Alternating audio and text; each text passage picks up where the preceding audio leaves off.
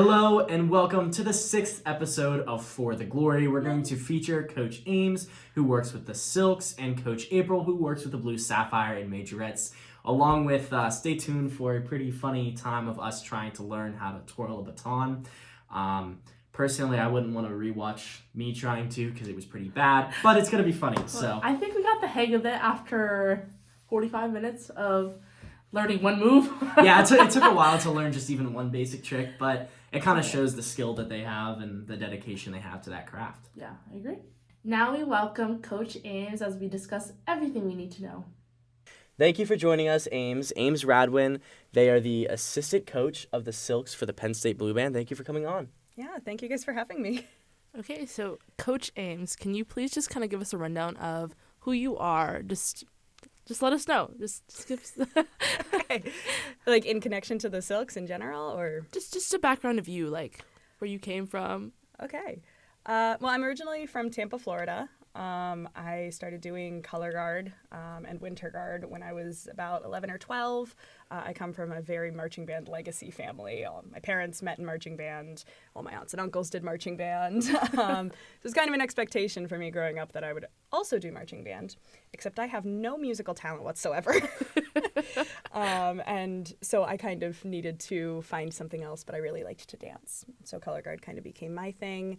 I went to college at Miami University, not in Florida, in Ohio, which was very confusing for everyone I went to high school with, and did color guard there as well. Spun a year with Onyx, an independent guard out of Dayton, and then came here to Penn State to pursue my master's degree and got the wonderful opportunity to be with the Blue Band during the last couple of years. So now I'm the assistant coach and choreographer. Coach Christy is the main coach, and I assist her wherever possible. Mostly involves a lot of staying after practices and listening through the next week's show and trying to choreograph it. By now I've been able to have some songs fully to myself, which has been really exciting. I got to choreograph almost my first full show this year, which was so fun. And in addition to choreography and cleaning the work, which is making sure that everyone is together and doing the things correctly, there's also a lot of kind of behind-the-scenes administrative work, counts, assigning dots, checking with Dr. Drain about the flags that we put on for every show, and kind of all of that behind-the-scenes show setup sort of thing. It's a lot more work than I imagined. Yeah. I didn't realize I would have had to think about, like, the flags. Or the fact that you get to listen to the show, like, beforehand and then have to choreograph based on that. Okay, so what was the show that you actually got to do almost fully? I don't think I know. We've done so many this year. I can't remember. Hold on. Give me a second to think through the shows. I got to do a lot of the Wicked show, which was amazing. That would probably be the most fun, I think, to choreograph, honestly. That was my idea. We also get to pitch shows in April or May, and the Wicked show was Coach Christy and I went to see the Wicked movie together last year. Oh. And there's a scene where they, in Loathing, where they are holding, essentially, giant color guard poles. And they are fighting with color guard poles. Oh, okay. And she and I turned to each other in the theater and said, we have to do a Wicked show next year. So that's where that came from. Yeah. Well, thank you, because I really enjoyed that show, so thanks for bringing that one on. It was so much fun, and I loved getting to choreograph for that one. I also got to choose the flags for that one. Every once in a while, we don't let the directors choose the flags. Every once in a while, Christy and I will get a very strong vision of, we need to have this specific flag. We have a cabinet of them in the band front room, and we have them all memorized. And we're like, we need to do the yellow flags, because it's the yellow brick road. Oh. So I brought that to Dr. Drain. He said yes. That's how I got to do that one. I also did the first and third song out of the Higher, Faster, Louder show. Oh, okay. And I did the feature and part of the third song for our opening show this year. Like the karaoke one? The karaoke one. Got you, okay. Yeah. That one was fun because I got to choreograph it at home before coming here, because I got here the day of band camp, and I needed to immediately have work to teach. But that one was fun because we got to do a dance feature. I do love to occasionally put the flags down and make everyone dance. So you said now that you like to make everyone dance. So you started in dance, or did you just like dancing? Like, oh, I really enjoy dancing, so I'm gonna do color guard. Or did you have a dancing background? Let's put it this way. My high school superlative was most likely to dance while talking to you because I am constantly moving. I've been like swiveling my chair this whole time. I'm constantly tapping my feet. I've got music in my head. I started when I was about 2.5 in tap, moved through ballet, hip hop, alternative, and jazz before finding my home kind of in contemporary and color guard when I was in middle school. And then ever since then, I've dabbled in like actual non-color guard dance, mostly ballet, but for the most part, it's been color guard ever since. Is that something you kind of want to go back to or continue to try to get involved with as you get older and are growing up? Yeah, for the last few years, I've taken several classes just kind of in the area, danced at 2 different ballet studios, and took an acro class last year as well, which was super fun. Acrobatics. Oh. Because I didn't think they had that. I am not a tumbler in the slightest. I learned how to do a cartwheel last year, for reference. But I've always wanted to be able to kind of take my color guard to the next level. I don't know if any of you guys have ever watched like world shows for winter guard. Very little, but there's a lot of acro under tosses. Oh, I didn't know that. And I've never been able to do any of that. Like, hey, toss this, do a cartwheel, and then catch it. Can't do a cartwheel, you can't do that trick. Got you. So I started getting into that last year. I'm currently dealing with a torn rotator cuff, so I've been a bit on a break from dance and acro, but my surgery is this week, and then hopefully after that I will be able to get back into it. Well, best of luck with the surgery, and hopefully that all goes well. A torn rotator cuff is not the most appealing injury. No, it is not. I know you kind of already mentioned that you were a grad assistant. Mm-hmm. What made you want to just come back and work with the blue band now? Now that you don't technically have to, but like. Well, I didn't have to begin with. That's true. When I first found out that I had gotten into Penn State and came and visited and decided I would be going here for grad school, I had just finished my Onyx season. I'd finished my senior season. I was like, I don't want to stop doing color guard. Gotcha. So I Googled the blue band to see if they had a color guard. Found out they had the Silks, and on a whim, emailed Dr. Drain, cold email. He did not know who I was, and said, I am coming here to Penn State next year as a grad student. Do you guys need any more help with your Silk section? And Coach Christie had just gotten injured. Oh. And so he said, actually, yeah, our main coach is currently suffering from an injury, and she could probably use some help in the next year or so while she's kind of recovering to get some choreography and teaching out. And I had a quick call over the summer with Drain and Christy where we talked about Disney for half an hour and very little about color guard. And then they said, all right, show up on the first day of band camp and we'll see what you can do. And I had never taught before.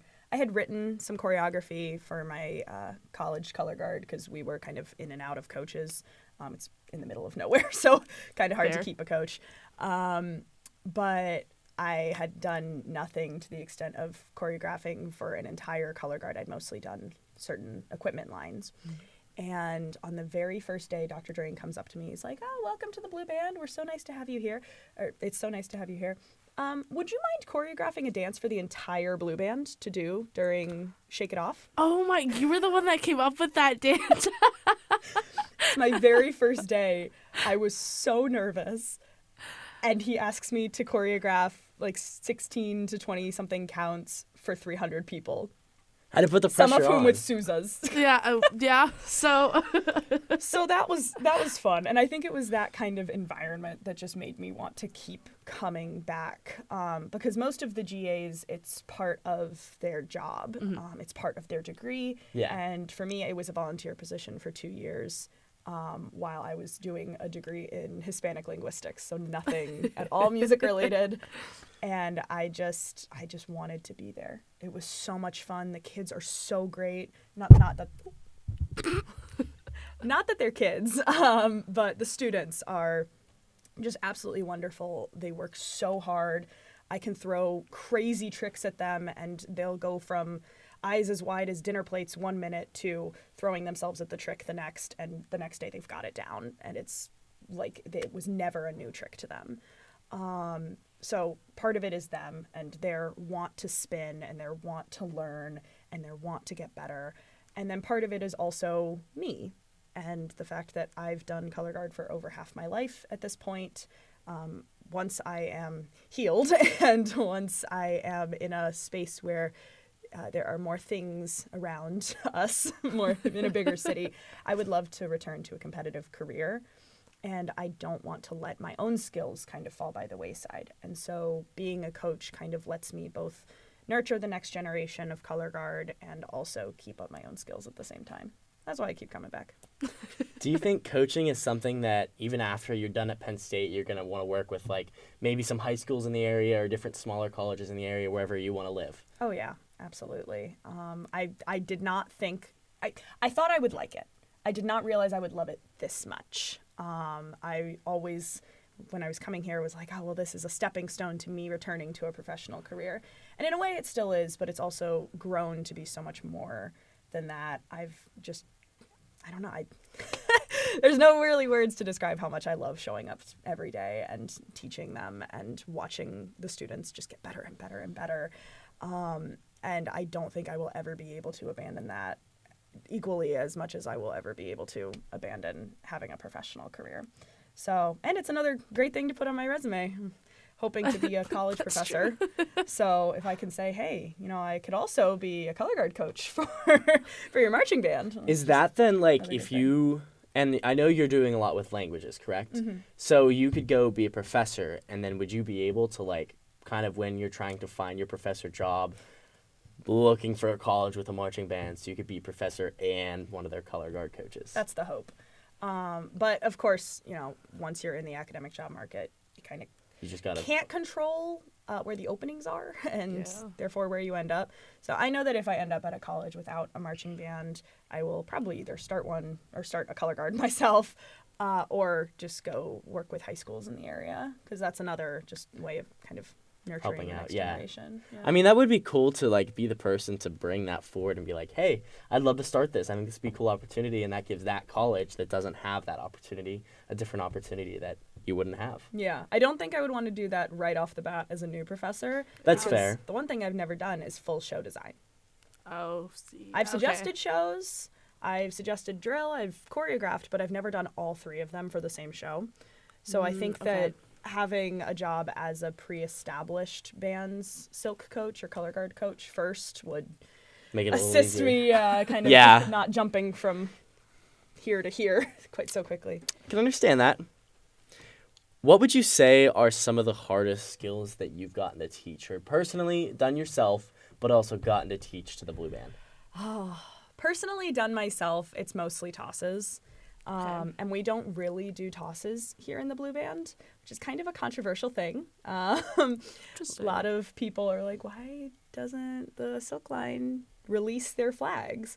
And what most people don't know is it is so windy on the field. You guys can back me up on this. Yes. Once you get down, especially in the colder months of the season, onto that field level, there are strong breezes kind of ripping through, and it is very, very hard to toss in that kind of conditions.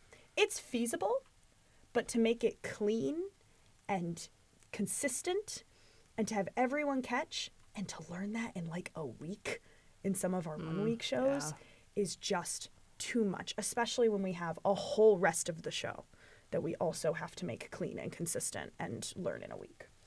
So most of the stuff that I grew up doing in flag work was tossing, doing a lot of behind the back catches or doing poses or dance under a toss or exchange tosses where I toss to you, you toss to me, and we catch each other's equipment. And here, I got here and on the first day, Christy was like, yeah, we don't really toss because of the wind. And I said, what do you expect me to choreograph?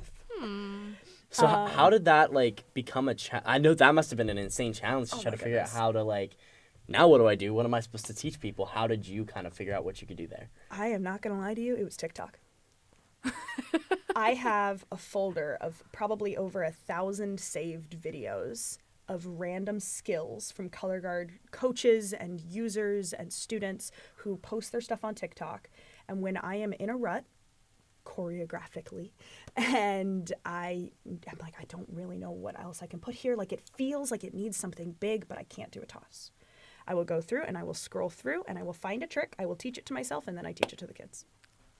You know what? That's dedication right there, and creative. Like to be able to say, be like, oh yeah, I just found this. I taught it to myself, and then it ends up going out on the field and be like, I made that. I know exactly where that came from. Yeah, that's a lot of fun. And some of the work that we have done is work that I wrote when I was like 15 and I've had in my back pocket since high school. And to see it on the field, I cried. And the Silks came in after the show and they were like, "You're crying." And I said, 15-year-old Ames never would have imagined that would be in front of 110,000 people. That's so cool to think about, too. It was insane. Like, establishing that childhood dream that you did when you were younger and to get to actually see it come to life is such a valuable thing to have. Yeah, it was so cool. I guess I'll ask this next one. In your opinion, what separates a good silk from a great one? Performance. My Silks have heard me say this about 1 million times. I am sure they are so tired of me yelling at them to do this. But when you're out on the field and there's, again, 110,000 people screaming at you, you're in your full show makeup, you're in your uniform, it's easy to put on a smile and lift your chin, lift your chest, and really perform to the top row of people. That's kind of always your color guard goal, is you perform to the topmost row of the audience. Because then everyone else below them is also seeing you perform. Mm-hmm. But it's easy to do in a show, for the most part. When you're in practice, when you're in rehearsals, that is when it's hard because you don't have the uniform on. You don't have the performance makeup. There's not 110,000 screaming fans. It's just you and the field and the flag. And so to kind of put yourself in the shoes of a performance, to say, all right, I'm going to lift my chest, I'm going to lift my chin, I'm going to put on the smile and smile until my cheeks hurt after rehearsal. That is what separates a good silk from a great silk. And I want to specify that all of my silks are good at this. They don't necessarily do it every rehearsal or every run, but I can say with 100% certainty that every single one of them have performed during a practice, at least several times this semester. And that's because it's Christy and I yelling from the sidelines, like, chest up, chin up, put your smile on, perform, you got this, like, pretend you're on the field. And when they do, you can tell their whole demeanor changes and the choreography gets that much better because they're imagining themselves on the field at Beaver Stadium. Honestly, that's a great mentality. I know sometimes we have to ground ourselves back into that fact because then you have to be like, okay, especially for the senior show, I really had to like put that in mind to be like, okay, like this is about to be like it, like you need to be able to like get your like. So one, I didn't want to be crying when we were on the field in the middle of it, so I was like, okay, I gotta lock in and just go for it because you practice how you perform. That's the saying, I guess. I cried at my senior show. It'll be fine. Coach Ames, what is one piece of advice you would give to students who want to pursue music, band, performing arts, or anything at a higher level? Can I make it silk specific? Yeah, of course. I don't feel like I'm qualified to give music advice. No. I did like a few years of flute and I was very bad at it. So I guess this kind of would apply to everyone in general who wants to pursue specifically something in the marching corps or in WGI. Just have a mentality of learning, always. I know I sound like Dr. Drain, but it's like with the TikTok folder where I have so many of these videos and I just pull one out, teach it to myself, and now I have that trick in my arsenal. If you kind of have that same mentality and every time you see something cool, you're like, I'm going to teach myself that.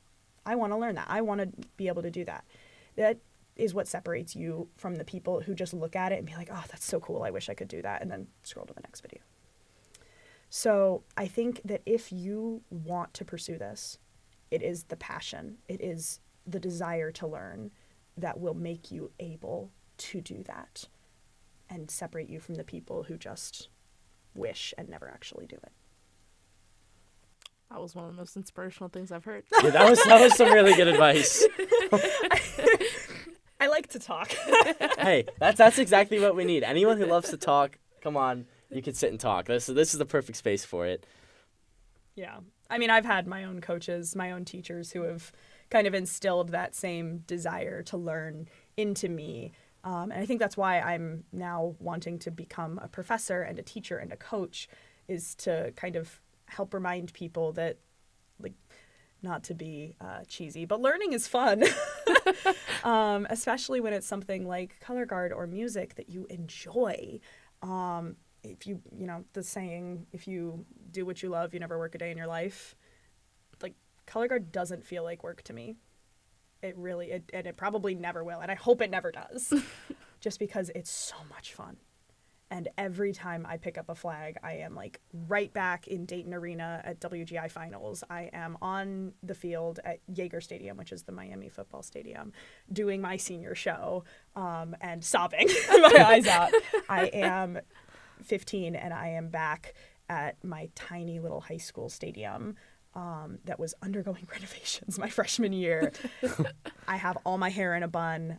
I am wearing makeup for the first time in my life, and my parents are screaming from the audience. Like, every single time I perform, every single time I'm practicing, I am reminded of this journey that has been like 14 years in the making at this point, and how much I love it. I can't let it go.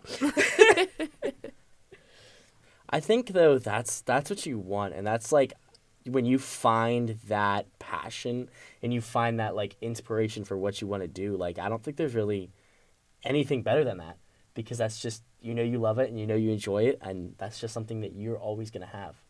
Yeah. So many times in high school and college and grad school, my friends would be like, hey, like, we're going to go, you know, we're going to go to a party. We're going to go do a study group together for this exam. We're going to just go take a walk or take a drive. Do you want to come with? And I'd be like, oh, sorry, I've got color guard. And they were always like, why do you spend so much time doing color guard? Why do you go outside of rehearsals? Why do you like go in your backyard when it's 20 degrees out and snowing and try to do saber, which is a giant metal stick in the snow? Oh. And I'm like, because I want to. Because I love it. And I don't think it really requires much more explanation than that. Yeah. Well, we want to thank you, Ames, for coming on. It's been lovely having you, and you've given us a lot of insight inside the color guard. And I think it's something that's kind of cool to sit down and talk about, because I think sometimes it can be overlooked, especially, you know, you have a pretty big band and a lot of people there, and so it's cool to sit down and really learn more about it and be able to showcase it. So thank you for coming on. And showcase you, of course. Yes. Thank you guys so much. Yeah, anyone can do color guard. So if you guys ever feel like picking up a flag, I am happy to teach you some basics. And can I leave everyone with one more little thing, one more piece of advice? In the words of, well, edited words of Dory, just keep spinning. Thank you so much, Coach Ames, for joining us. We had a great time getting to know you and everything that you do for the Blue Band. Now we're going to turn it over to Coach April. Welcome, April Gable, the head twirling coach of the Penn State Blue Band. Thank you for joining us, April. Thank you for having me. Of course. So just to get us started, can you just tell us a little bit about yourself, some background, any information you think it'd be good to know? Yeah, so I am from Cleveland, Ohio originally, Mentor-on-the-Lake to be exact, so as closest to Lake Erie as you possibly could be. I went to the University of Cincinnati, where I was the student body president and a feature twirler for 5 years, which I absolutely love and adore. My Cincinnati roots, go Bearcats. And then I joined the Penn State team in 2023 after I completed my twirling career, or at least at that time. And I joined the Blue Band as the twirling coach in that summer, and then started my work as a development officer here at Penn State. So you mentioned wanting to become a university president. Where does that come from? Yeah, when I was growing up, I wanted to run to be the president of the United States for the longest time. Respect. I made the date 2052. I had posters. I was running with April Bagel as my slogan. It just, nothing really came to fruition with that. And then I realized, okay, what is the desire behind that? And what my passion really was making things accessible for other folks, and especially education. I am very grateful to have mentors and teachers along the way, most notable Miss Roediger, that really met me where I was as a student and gave me all the resources to make it to Penn State, to get a full ride for University of Cincinnati for undergrad. And so when I was a student body president in elementary, high school, and college, I got to see it from a different angle. And that just continued to make me want to be a liaison for students and staff, that I'd be able to solve problems because I knew this area of the campus, or I had the connections to this area of campus. So that's pretty much, I just love being kind of like PA, the keystone of a group of people, and being able to help them in their ways. That's really cool to think about. It's a lot of fun, and I absolutely cannot stress it enough. The student body president role was stressful of all means, 60, 70 hours worth of work a week, but I got to work with the Division of Student Affairs. I got to work in admissions, in relation to the campus operations, administration, and so just give you a crash course in leadership really fast. But then if I survived that, I figured, why not just go and do the whole big thing after all? So what are the steps that you're looking to take past where you are now?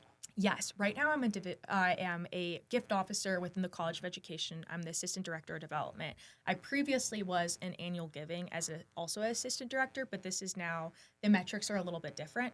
Regardless, my goal is either to continue working within the development space for the next few years and work up to be a director of development for a college, and or transition to student affairs.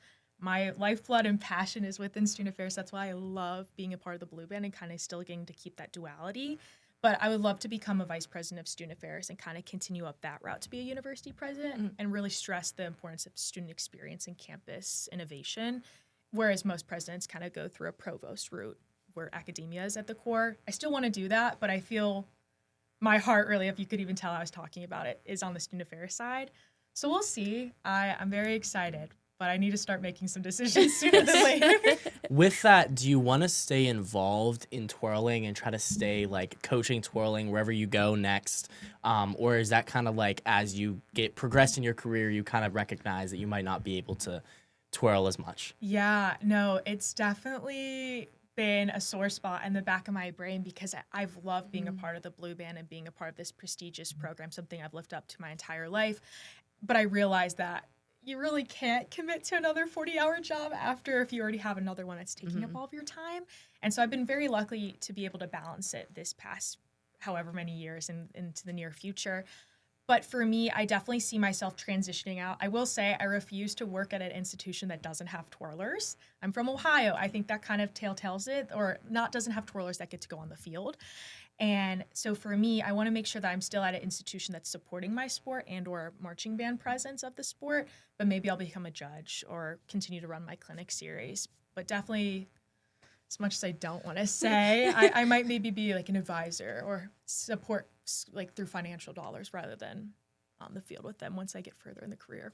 That's still nice that you'll be able to find a way to stay involved, though. And, I feel in a lot of that stuff, being able to just find ways to continue your passion, even after, you can't do what you've been doing, is such an important thing to have. Oh, yeah. No, I've been really grateful. Even this past year, I got to be on Team USA for one last time, and it's my last childhood dream. And it was all because they created a new segment of the twirling world to have an adult category. So it was cool to see that, but it also kind of was realization I had put a period on it. Now what's next? I ask, what's one of your favorite things about coaching, specifically here? Because I know you get to do both the Touch of Blue and Blue Sapphire. Oh my gosh. I think just being able to pave the way or make sure, maybe it's even just doing, I don't want to say the dirty work, but doing the grunt work for them. I had such a wonderful experience in my role at Cincinnati. And so having my coach be able to do the background work for us really did make a difference. But I wanted to take it a step further, whether it was our snack closet or rhinestoning the costumes or holding their jackets or just making sure that the spring, when it's their downtime, is not my downtime. So I've just been enjoying being able to do the work for them because you could just see how much more enjoyable the process is and that they get to just show up and do bands and have a little bit more responsibility in there, but really just enjoy it for what it is. Yeah. So I want to go to like starting in childhood. What was your inspiration for wanting to become a twirler? Yeah. Okay. So I tried every single sport imaginable and I sucked. I was so bad. God bless my mom and my dad. Shout out Matt and Karen for that one. They put me in every football, basketball, volleyball. Didn't get to do soccer. Kind of made me upset. Dance, swimming, figure skating. Sucked so bad. My dad was my fast pitch coach. I think we did that for over 10 years. I got so bad at it that he benched me half the time. Or, yeah, I would get hit by the ball or bunt so I could run to base because I love to dive. So when my mom realized that was a waste of time, we had saw twirling in a parade, and it just so happens that Ohio is a huge, similar to Pennsylvania, a huge twirling state, especially my region of Ohio. And my high school was 5-time consecutive national champions and had members going to Team USA, and we had one actually come here and was a majorette at our university. But we saw that, and it just kind of planted a seed. I started when I was about 5, did it for a few years, quit. My little sister came back, or was born, and then my mom was like, I want to put her in twirling. And I refused to let my little sister be better at me than anything. So I came back, and here we are. So I wish there was a real reason, similar to Mackenzie, who I adore, that has it as like a family lineage, whereas me, it was just something you enjoyed. You didn't want your sister to win? No, literally. And she was better than me at starting, and I had to push through. But yeah, I'm very grateful it was the sport that stuck because I get so full of anxiety when it comes to like contact or like in the moment sports. I need to prepare and do everything beforehand. Oh, with that preparing then, like when you're like actually getting to twirl, how do you like get in the mindset to do that? Because you're like, you do it for very, very big things. And Team USA, yeah. Oof. Okay. So this past year when we were in Turin, Italy, we had some practice days, and my goal going into this entire process was that I want to do everything that I can do to be prepared. I want to control the controllables, and then whatever happens, happens. I want to be able to do my routine and my sleep, not even think about just going auto body or autopilot. And so for me, my coach and I, we drill every single trick about 3 times. We did every section. It's about a 1 and 44-second routine. So every section was broken down as well. But I was a basket case. I'm not going to lie. I was shutting down. I was crying. I'm a crier. You'll know that about me. I cry about everything. I just have to get it out. I was praying before I went. And then for some reason, before these last 2 rounds, my prelim and my finals, I was just cool as a cucumber before I went on, like nothing going through my head. My coach's Apple Watch was like beating so fast that her pulse was, or like heartbeat was going so fast. Whereas me, I was like, all right, what are we eating after this? She's like, I need to lock it. So I think that clarity came from many different reasons, but I truly lived in the gym. I would go to band and I would go to practice for 4 hours afterward and wake up and do the same thing. Strong routine. I feel like that's mostly what it would be, is just getting that routine. And Rinse and repeat. I think Mackenzie said the same thing. It's more of, especially like going in for game day, it is really just you kind of have to go into that autopilot a little bit just so you don't like think about everything. We would even that's going practice on. faces and breathing. Like there would be parts of the routine that you say, I need you to take a big breath here or use your nose here. And my smile, like it was the creepiest thing. If you walked into C3 Sports where I practice and just saw me in the corner by myself smiling and going breathe or squeeze with nothing, like practice in silence, you would be kind of questionable. But it worked out because I didn't even have to think about what my face was doing or what my body was doing. I just had to show up and do it. I think that makes so much sense though. And I mean, like we can relate to that as musicians where like there's certain things that you have to do that you just can't think about. Like if I try to think about it on the field, I would probably fall apart if I tried to think about some of that stuff. So that makes a lot of sense. But you don't even think about like the fact that you have to like figure out, oh, I need to make sure I'm smiling. Yeah. I need to make sure that you have this or like I couldn't imagine the trying to do specific that. breaths while you're twirling. Like it's such, interesting. I think about the same thing for you guys though, because I could not imagine I could not even imagine playing an instrument. I sucked so bad. That was another thing I was not good at. It's fine. We found where we were meant to be, but to play and memorize music on the field while knowing where you're going to go, because for me, if I mess up, I can just figure it out and make something up. But being in such a like pregame, if for some reason your brain just shuts off, what are you doing? You're dead. Okay, you're not I dead. feel like but there's like those. I'm assuming it's the same way for certain twirling. Like there's like those checkpoints basically where like, okay, I gotta do this. Yes. Because realistically, you're gonna mess up anytime. Like it's just gonna Things happen at one point. But you just have to be like, okay, you gotta move on. You can't sit there and dwell in it. if you dig on my TikTok, you will find this video. I went in a preliminary at Nations Cup this past year, and I had a no drop, and my coach was like, "Oh my god, she's amazing." I did like white knuckle my baton at times, but in my finals, I went to do the simplest pass, and I shot it across the building, and I had to run, and I literally looked like the Heisman running to get my baton. It was, but it's like those split-second moments, because then my whole routine was thrown off from there, because there were certain points that you had to hit with the music, because it was a different tempo at every 20-ish seconds. Yeah. And so I'm like, all right, where are we going from this? And it worked out, but... I can understand that aspect too, because like even in music, where like sometimes if you make like a marching air, all of a sudden the music leaves your brain. Yes. Because like the music to me when I'm playing is autopilot. I don't think about the music. I think more about the marching, because the music just plays. Yeah. But like I make sure that my marching I hit what I need, especially in pregame, because everything's so like if one person's off by a step or two, it's You're gone. it's pretty clear. It would So mess me up too. Do you guys think that because you're so used to memorizing music that it's easier for you to get into your brains? Okay, because that's what I've always wondered. I think it's more specifically for pregame. Like, Yeah.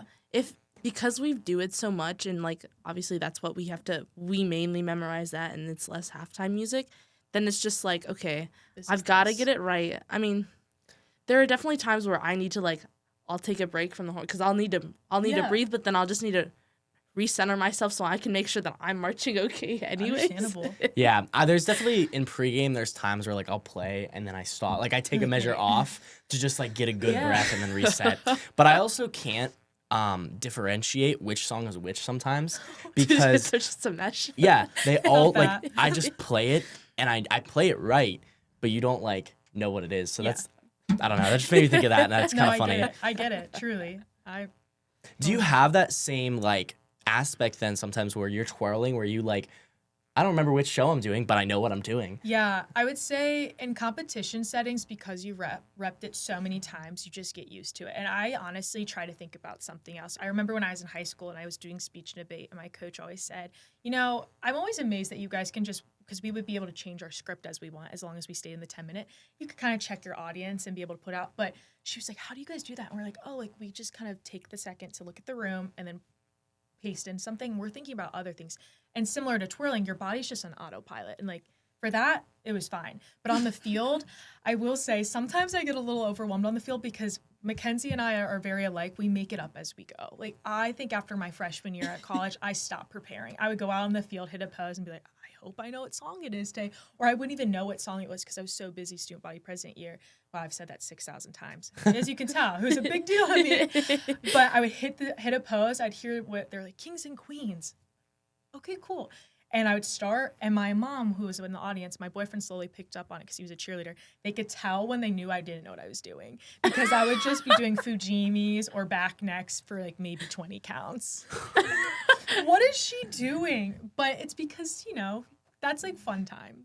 Field twirling is fun time. It's stressful, but I can't imagine just like going out there though and just like winging it. yeah. Like that to me is so scary. Like I can't imagine just being, oh yeah, I'm gonna go make up whatever I want on the spot. yeah, I would People are say, gonna like it anyways. Oh, yeah. Realistically. and you get used to doing the same sections, like the same 8 counts over and over again at times, but definitely, especially like homecoming for me, I prepared a little bit of a routine this past year, but once I hit that field, I said, we don't do routines here, just figure it out. And in my head, I'm like, oh my God, what are we doing?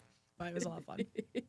That kind of adds though to the creativity of it though, because then it's not like just you kind of get to feel it, and it is probably more fun because like you think, especially here, like pregame is the one that you got to have right down, and that's the one that's like you value that, but then it allows like Mackenzie, of course, to be able to go out there and just have fun and halftime and just enjoy it. Exactly. It's more of like an expression. Like you get to enjoy what you're doing rather than having to do it. It's I get to do this. Because sometimes when I'll be doing my solos, I'm like, gosh, I have to do a double like catch backhand right now and into this 5 spin. Whereas the field, oh, I want to do elbow pops, or I want to leap over here, or they're really into me doing this toss. Let me do another one. So, Yeah. This is a side note. Are the elbow pops the ones where you go like yes, this? I saw that the other day and I said, I want to learn how to do that so I can teach bad. you. I love it. Yeah, on our separate time, we can do that. Oh, Those are my go-to too. She would see me going like that and be like, she's going into the split. She doesn't know. Wait, so where are you holding is the baton in like your right hand then? So you're like, yeah, and you put it on your left, and then you pop it. It's pretty simple, but it's one of those more difficult. It's probably like an intermediate trick, but to be able to continuously pop, and especially like to like de-elevate, go down into a split or pop turns. Pop turns are where they get a little crazy because you have to keep it and you have to use your other arm, like dut, pop, turn, dut, and catch it on the other way around. That's freaking insane. yeah, I can't even think about how like that. Hey, we love baton. That's a crazy thing to try to think about how to do. I don't know if I could ever do that. Me too. We're about to find out, I guess, Yes. realistically. Yeah. Stay tuned. So, what's one piece of advice that you would like to give to young twirlers looking to get into it? Yeah. Okay. So kind of like what we were just talking about, it's hard. This sport is not easy. And I think the thing that a lot of folks have preconceived is that you have to start it when you're young. I truly like to say that I didn't start twirling until I was 14, even though I started when I was 5. But even then, I like to think I didn't even get good until I was 22, 23. And that's, if you think about it, I'm 25 now, so I've only been good for 2 years. Sorry, Mom. But with that being said, like my piece of advice would be I'm not afraid to be seen trying. That's something I keep in the back of my head because I could go into competitions and I could think about how all these other girls that are my age or guys that are my age are so much better than me. Even the little peewees who are like 8 to 10. Ooh, that's a crazy category. Or I can choose to think, okay, how am I going to get better? Because at the end of the day, I'm not going to remember their story. I'm going to remember my story. And so if you feel stupid, if you feel like you're doing something wrong, or if you have to ask for help, it's okay. You don't be afraid to be seen trying because you're never going to get anywhere if you don't try. If you're not going to push yourself to do the double illusion, then you're going to be in the illusion purgatory for the rest of your life. So if you need help on not tapping, ask a coach. I feel like that was interesting. I mean, I feel like a lot of people tell us that. Don't quit trying. Keep going with it. Oh, yeah. I think that's just good general advice with anything. Just like if you have a passion towards something, you want to be a part of something, just go for it because there's no reason to quit. And like, I mean, I can think of that and relate it to me playing the instrument because when I started my freshman year of high school playing baritone, and you should have heard me play my freshman year of high school. It was not good. So Exactly. No, and that's something I just have been keeping in the back of my mind, especially right now, whereas I move into the Miss America opportunity. I've been thinking to myself, it's okay to be bad right now. It's not supposed to be good unless you're, I don't know, Michael Phelps or LeBron James. You're never going to be the best right from you start. You have to get better at it.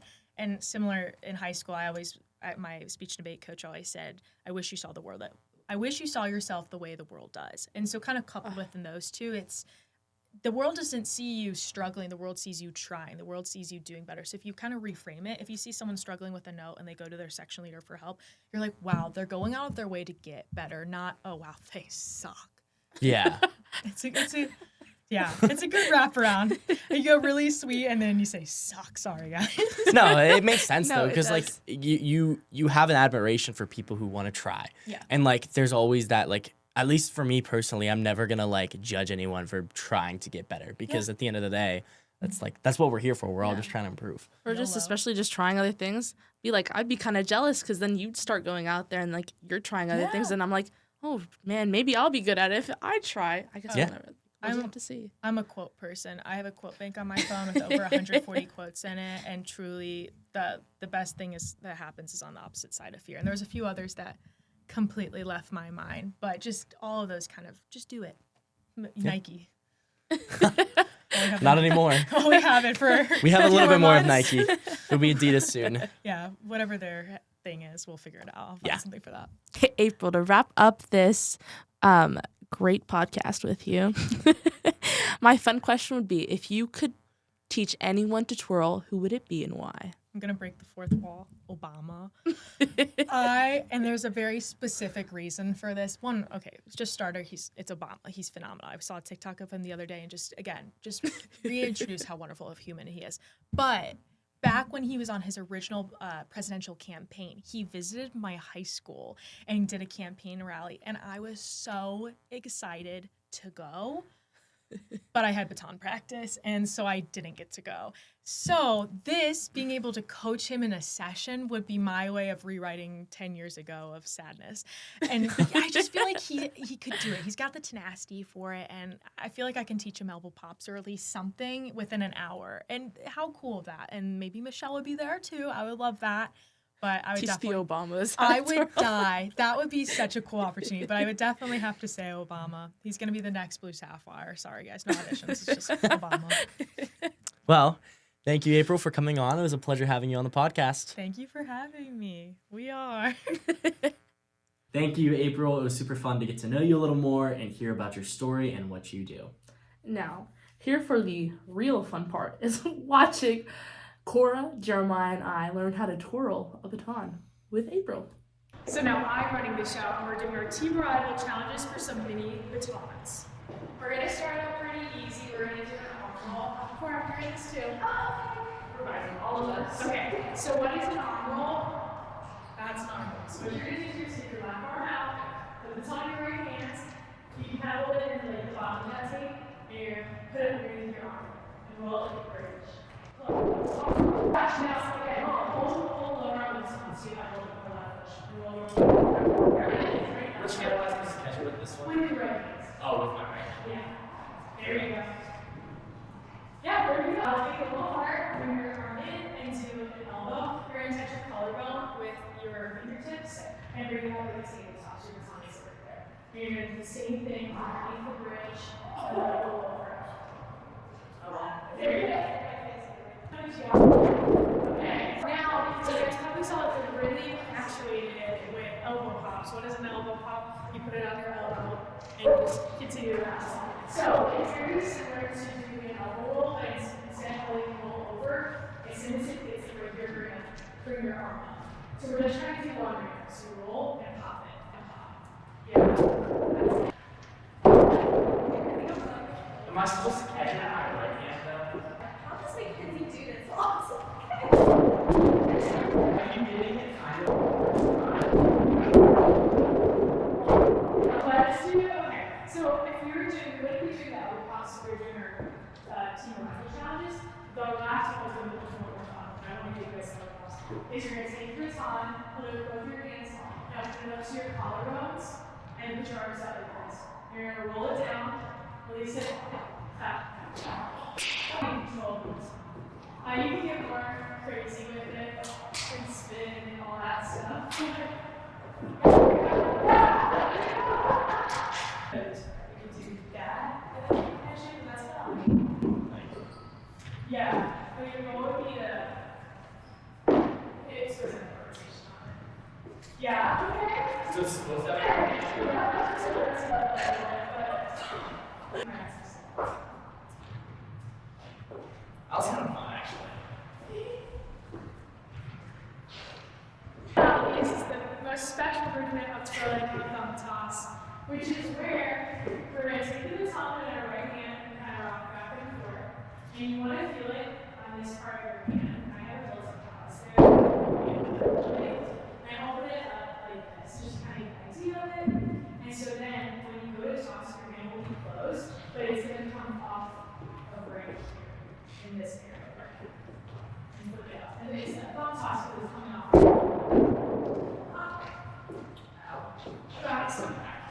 Yeah, pull it in the middle and push up. How fast are you trying to spin it? It depends. Like, so what you're doing is you roll your hands over, push it up. So instead of so you go here, and you release it. Okay, like more. I think this one might be too hard. I can do it. Roll it off now. Get it right here. It's going to come off your thumb. And off your thumb right there. That's it. No, you're fine. Oh no. I know, they hurt a lot. I guess Cora hurts already offline, but you guys go. Thank you. Thank you so much, April. We had a great time learning how to twirl. As difficult as it was, I can agree Yes. for both of us it was a little difficult, but treat on them for learning how to do that. Yes. So now, a big event that happened that we were part of was the pep rally for THON.